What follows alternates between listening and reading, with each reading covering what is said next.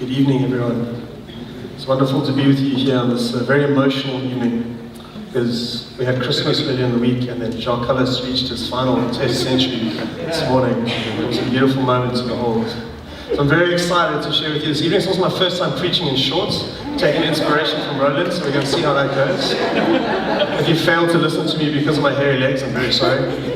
I'm sure you'll push through that. Tonight I'm going to share on something that I've been thinking about and dwelling on in my mind for a little while. It's something that's actually quite simple, but it's something that I found reasonably profound. And so I don't know how many of you here watch How I Met Your Mother.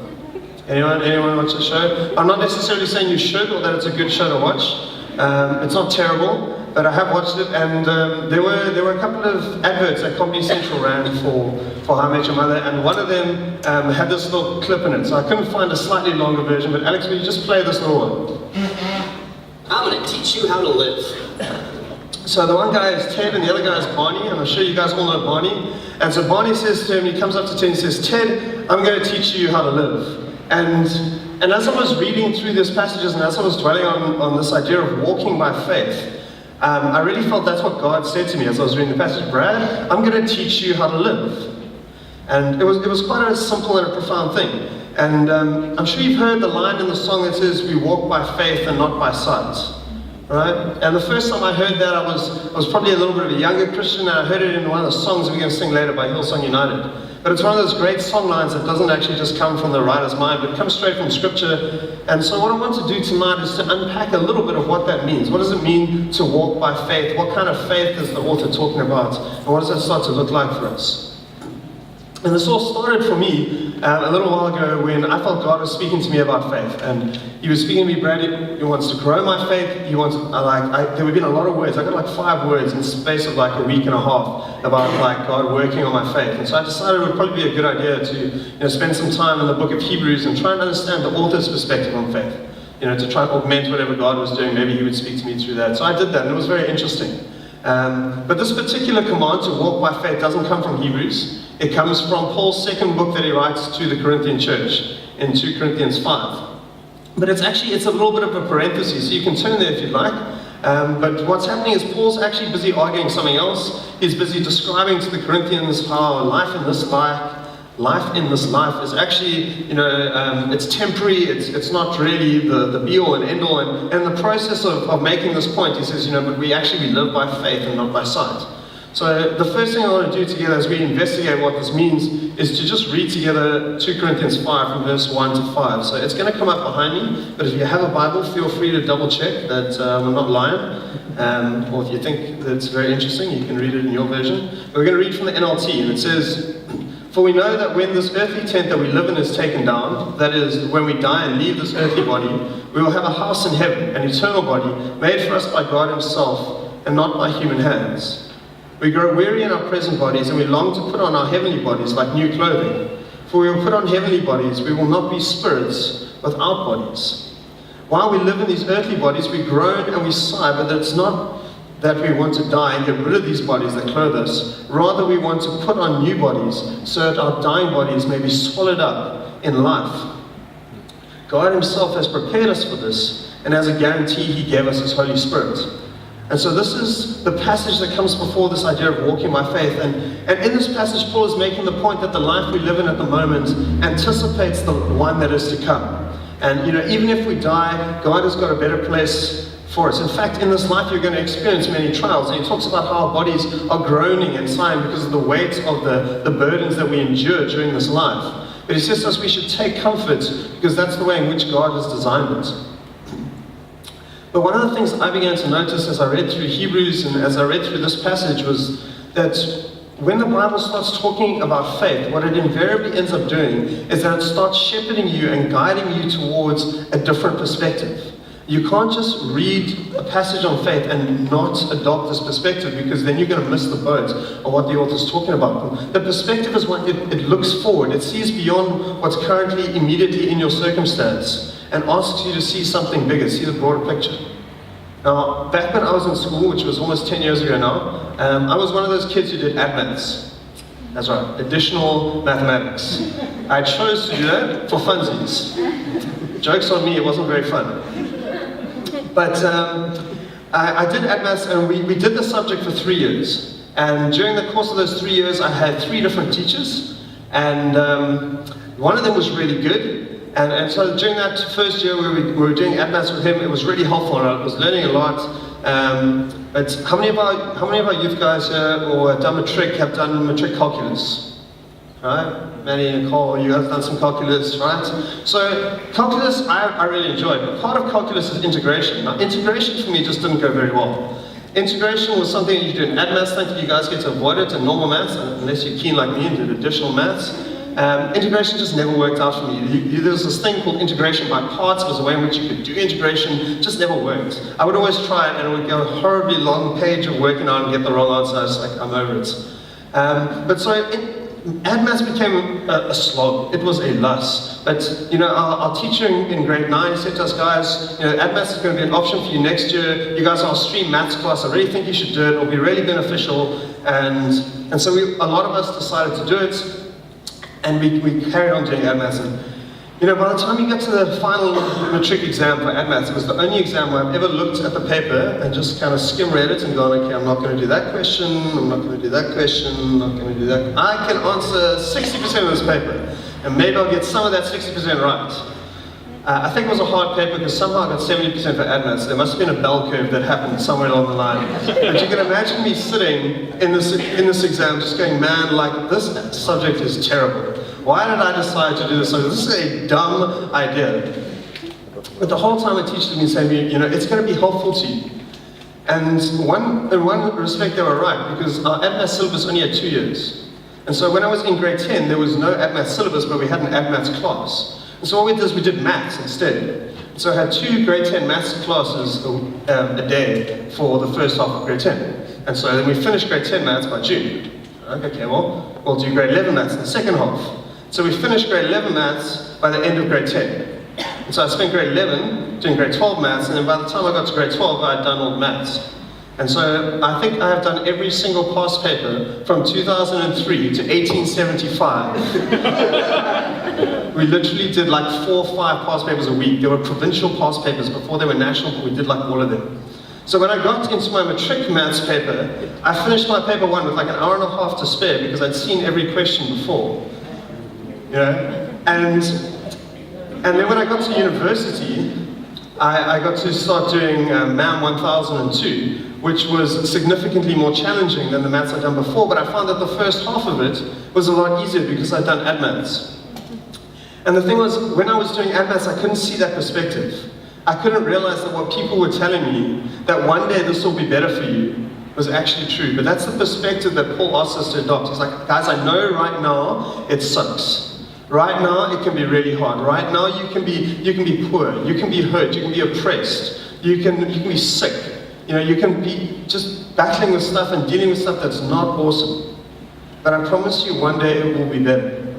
One day you will come into a place where there's no more pain, there's no more hurt, there's no more sickness. And that's the perspective shift he asks us to adopt. But that's also not unique to Paul. When you look at the book of Hebrews, the writer also carries a very similar perspective. And he writes in Hebrews 11, verses 13 to 16. I think they're going to be up behind me as well.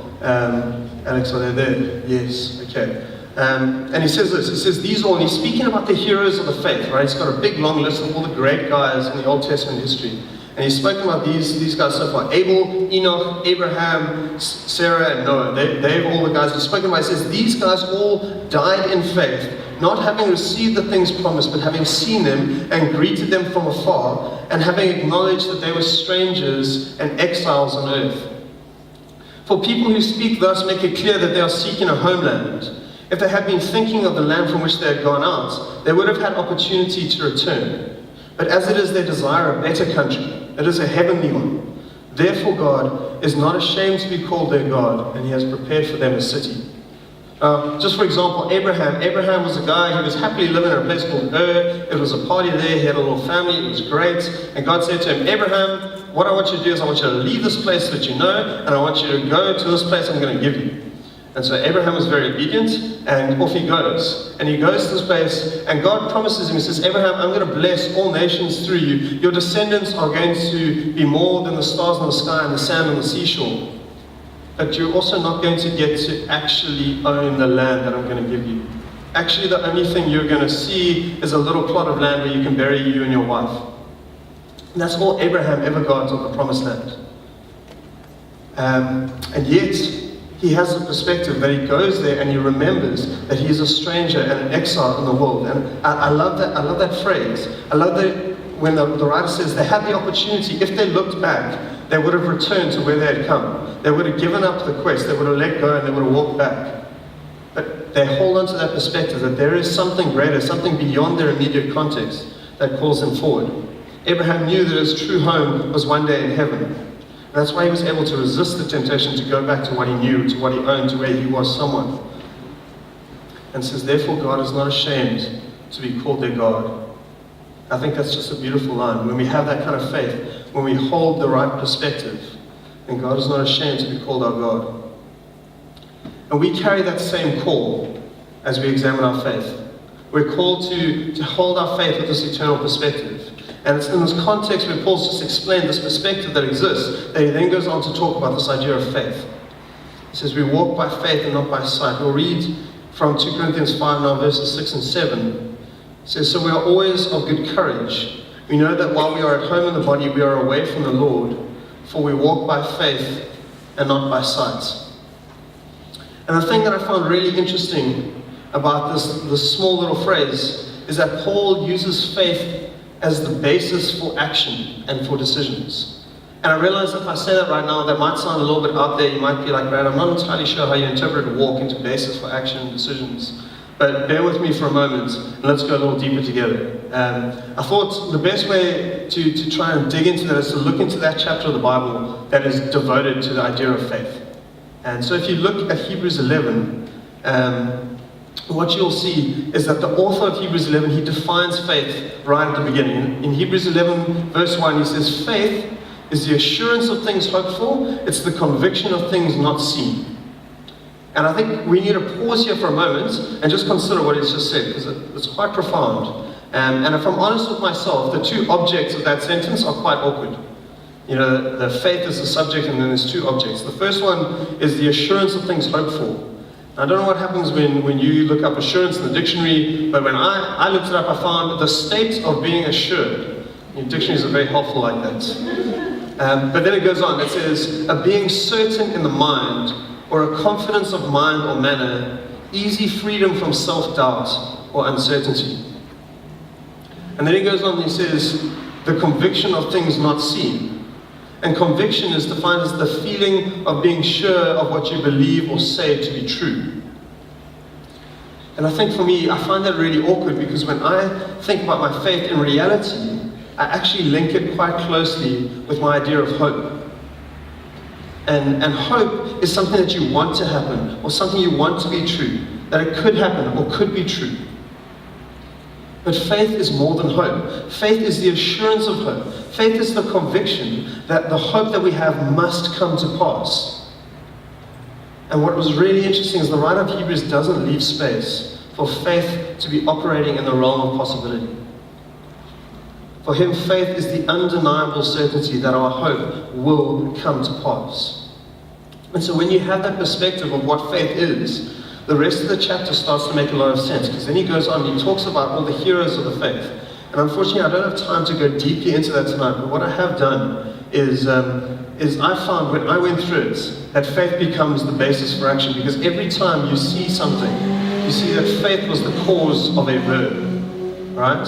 So it says in verse 4, by faith, Abel offered a better sacrifice than Cain. By faith, in verse 7, Noah constructed an ark. By faith, Abraham obeyed God when he called him. By faith, he went and lived in a land of promise. By faith, Sarah received power to conceive. By faith, Abraham offered up Isaac. By faith, Isaac invoked future blessings on Jacob and Esau. By faith, Jacob blessed the sons of Joseph. By faith, Moses refused to be called the Pharaoh's daughter. By faith, he left Egypt. By faith, he kept the Passover. By faith, the people crossed over the Red Sea on dry land. By faith, the walls of Jericho fell down. By faith, Rahab the prostitute didn't perish because she gave a friendly welcome to the spies. You see, faith is always the basis for something people did. And then the writer goes on, he says, what more shall I say? Time would fail me to tell you of Gideon, of Barak, of Samson, of Jephthah, of David, of Samuel and the prophets, who through faith they conquered kingdoms, they enforced justice, they obtained promises, they stopped the mouths of lions, they quenched the power of fire, they escaped the edge of the sword, they were made strong out of weakness, they became mighty in war, they put foreign armies to the flight, and women received their dead back by resurrection. It's the faith that the writer of Hebrews understands. It's a faith that is sure, that it's undeniable. It's a certainty about who God is and what He will do. And it's a faith that prompts action. And so when we consider what Paul is writing in 2 Corinthians 5, it becomes a lot easier to understand what he means when he says we will walk by faith. What he means is that faith becomes the basis upon which we make our actions and our decisions. And I really like Paul because he's quite a practical guy. He doesn't just leave you there, he doesn't leave you hanging like, guys, walk by faith. And then he turns around and leaves. Yeah, what he does is he then says, this is what it's not, right? You need to walk by faith, not by sight. Now, I was in grade 11 once, and those of you who have just finished grade 11 going into grade 12 will know that as you make that transition, you start to think about, what am I going to do next year? What am I going to do with my life? My school career is about to come to an end, and I need to do something. And most of us think we need to study something, and that's what I thought when I was in grade 12. And so what was I going to apply for to study? So I thought to myself, and I racked my brain, and some people get this really easy. Like my sister, she did a job shadow in grade 10 or 11. She job shadowed a speech therapist. She was like, man, this is the greatest job in the world. I want to be a speech therapist. She finished matric, she studied speech therapy. She's now working as a speech therapist in Belize. That's fantastic. It wasn't easy for me. I didn't know. So I racked my brain. I thought, and I was like, you know what? I really enjoy economics. Economics is fun. I enjoy ecos. I can study ecos. That'll be a good thing to do. And then I also thought to myself, maybe I shouldn't just do ecos. Maybe I should study something else as well. I don't see myself as an economist, so I'll do law. That's what I'll do. I like law. Never actually done law. Didn't know anyone who did law, but I watched a lot of Law and Order. Watched a lot of the practice. Boston Legal, and I was like, man, this is a vibe. Law is awesome. I was sadly disappointed. Glenn might find law awesome, and he's done well to push through and do really well, but it wasn't for me, and I just battled. But that wasn't the only time I chose to study. The second time I chose to study, I was happily working. I was working in a company. I felt I was in the place where God wanted me to be, and things started getting a little hard, so I spent a lot of time praying. And while I was praying, I happened to come to church, and Howard was preaching a sermon, and while Howard was preaching a sermon, God said to me, Brad, I want you to go be a pastor. I was sitting right over there. And I was like, wow, that's totally unexpected. So I prayed about it some more, and I fasted, and I prayed through it for a month. And by the end of the month, I was really convinced this is what God wanted me to do. And so I finished working out the year, and I left my job, and I went to go and study. And that's a picture of two moments in my life. The one where I was a really young Christian, the one where I was a more mature Christian, and happened to get it right. I don't get it right all the time. I often get it wrong. But this particular time, I think I got it right. That's why I'm standing up here tonight. You can tell me later if you think I got it right or not. But,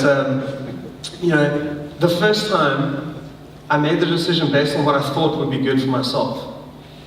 And I didn't actually know. The second time, I heard God call me, I sought His face, and I tried to understand where God was calling me. And when I managed to do that, I stepped into the right thing. And the thing is, there's nothing wrong with common sense. There's nothing wrong with wisdom, with trying to work things out and making a sensible decision. The problem for us is that it's all too easy for us to default to that as the only way we make decisions. And Paul tells us, and God tells us, our faith needs to be our default setting. The reason we make our decisions needs to be because of our faith.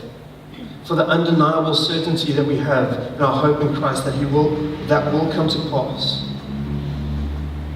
And it's really not hard for us to look for places where we can apply this. If you're deciding what job you're going to take, how are you making that decision? If you're deciding what you're going to study, or even where you're going to study, how are you making that decision? If you're deciding where to live, how are you making that decision? If you're deciding who you're going to date, or who you're going to marry, or whether the person you're dating should be the person that you marry, how are you making that decision? If you're deciding what you're going to do when you leave the meeting here tonight and who you're going to talk to in the Connect Cafe, how are you making that decision? How are you making the decision for the people that you choose to spend time with? I think it's really easy for us to make those kind of decisions on what makes us feel comfortable, on what we're going to enjoy, on what's going to make us happy, on where the better money is, on what seems to be the wise and prudent decision. But the call that God has for us is that we ought to be people who live by faith. Paul writes continues in the passage, 2 Corinthians 5, he says in verse 10, "For we must all stand before Christ to be judged. We will each receive whatever we deserve for the good or evil we have done in this earthly body." And the call for us from God is to live by faith, to make faith our undeniable certainty that our hope in Christ will come to pass, to make that the basis of the actions that we take and the decisions that we make. And I don't want us to take that call lightly. I don't want us to sit here and think tonight that it's okay. Like, God will just forgive me, it'll be fine. The call for us is to do that. We're not a people who walk by sight, we're a people who walk by faith. What we're going to do now is we're going to move into what we call our Remain time. And guys, if you would come up, we're going to sing some songs. We're going to provide a space for people to be prayed for. And if you'd like to be prayed for tonight, there will be some people who will go to the back who are happy to pray for you. There'll be some of us in the front, so you can grab someone. But I think what I want you to do before that is to just take a moment and ask God, like, what is the next step that I need to take? Maybe you just need to pause and reflect and think about how you make decisions in your life and whether there needs to be an adjustment that comes into play. Maybe you need to ask God to give you the courage to take a step of faith, to go somewhere you know He's calling you to go, but you haven't yet got there. Whatever it is, I want to encourage you just to find that thing that God is calling you to do and take that step. Take it in faith and see what God will do. But what we're going to do first is we're going to sing a song, and it's quite a loud and it's quite a vibey song. The song is called One Way. We're going to sing it together, and I want to sing it as a prayer and as a declaration to God. And the words of the song are really powerful. It says, "You are the way, the truth, and the life. I will live by faith and not by sight, because I'm living for you. I'm living all for you." So let's declare that together this evening. And even if you're not there, even if you want to be there, but you can't say that with integrity, sing it as a prayer. Sing as, "God, my heart is for this to be true of me, that I would walk by faith and not by sight."